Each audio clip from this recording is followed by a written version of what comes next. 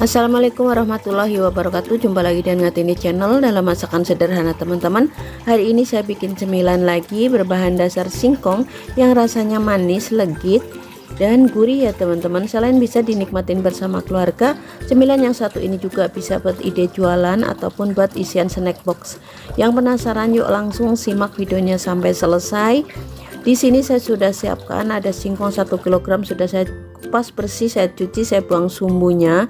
Kemudian saya akan parut menggunakan parutan keju seperti ini karena saya tidak mempunyai parutan yang khusus untuk parutan singkong maupun kelapa. Jika teman-teman mau di blender, mau di chopper ataupun diparut menggunakan parutan kelapa, mungkin itu akan lebih halus lagi hasilnya ya teman-teman.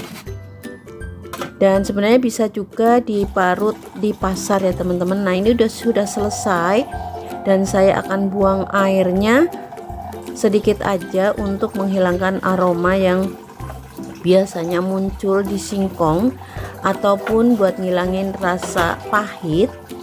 Saya akan buang airnya. Kemudian untuk acinya nanti pada endapan di mangkok yang di bawah itu akan saya campurkan kembali ke dalam adonan kue supaya kuenya lebih lembut lagi ya teman-teman. Nah, ini sudah selesai, saya akan haluskan atau hancurkan seperti ini supaya tidak menggumpal-gumpal ya teman-teman.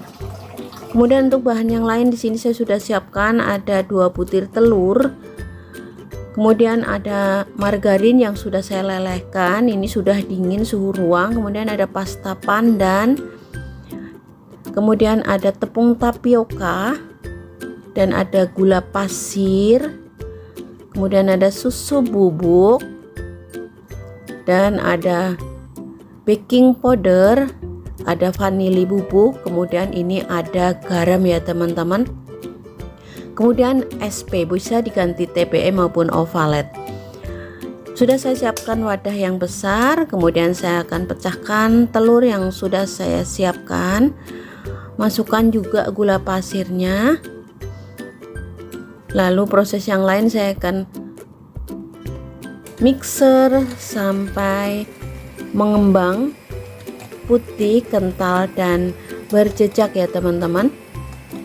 Dan ini membutuhkan waktu kurang lebih sekitar 10 menit, tapi tergantung dengan merek dari mixer teman-teman karena beda merek, beda kecepatannya ya teman-teman. Saya gunakan kecepatan yang paling tinggi supaya prosesnya lebih cepat ya teman-teman.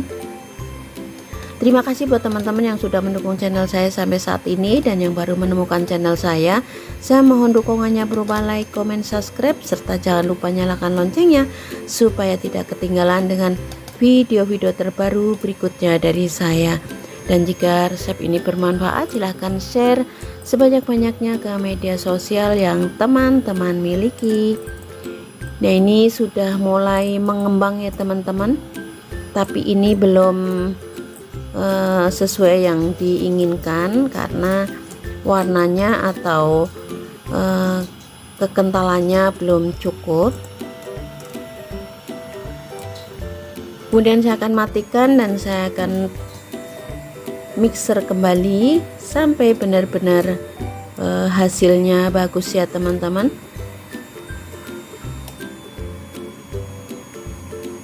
Sebelum lanjut di mixer, saya akan masukkan terlebih dahulu untuk SP nya. Sekali lagi bisa diganti dengan TBM dan ovalet ya teman-teman. Kemudian saya mixer kembali sampai benar-benar mengental atau mengembang. Ini tidak bisa putih begitu ya teman-teman karena telurnya saya menggunakan telur omega yang warnanya kuning, jadi dia tetap kuning seperti ini. Nah, ini sudah cukup. Saya masukkan parutan singkongnya sambil dihancurkan ya teman-teman supaya nanti tidak menggumpal. Kemudian masukkan tapioka yang mengendap di dasar panci tadi.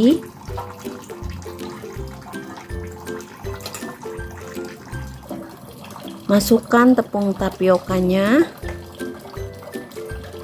Kemudian masukkan tepung susunya dan masukkan vanili, garam, dan baking powdernya. Tambahkan susu kental manis supaya rasanya lebih legit ya teman-teman. Kurang lebih saya menggunakan sekitar 3 sendok ya teman-teman, atau 3 sendok makan.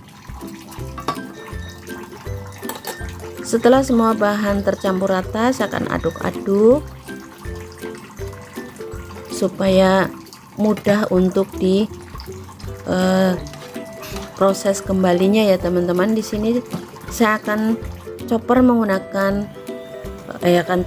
akan mixer kembali menggunakan kecepatan yang paling rendah ya teman-teman, asal tercampur aja ya teman-teman, tidak usah menggunakan kecepatan yang tinggi.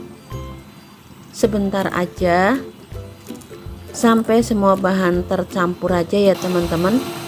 Kemudian masukkan margarin cairnya. Ini sudah dingin, jangan panas-panas dimasukkan ya teman-teman, tunggu sampai suhu ruang paling tidak ya. Nah, ini sudah masuk semuanya. Saya kembali aduk menggunakan spatula ya teman-teman.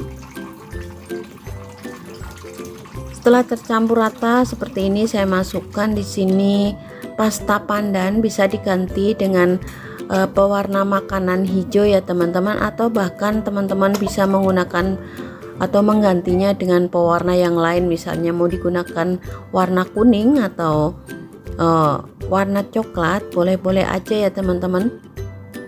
Ini saya menggunakan pewarna pasta pandan ya teman-teman. Setelah tercampur rata, saya masukkan ke dalam loyang diameter 20 ya teman-teman.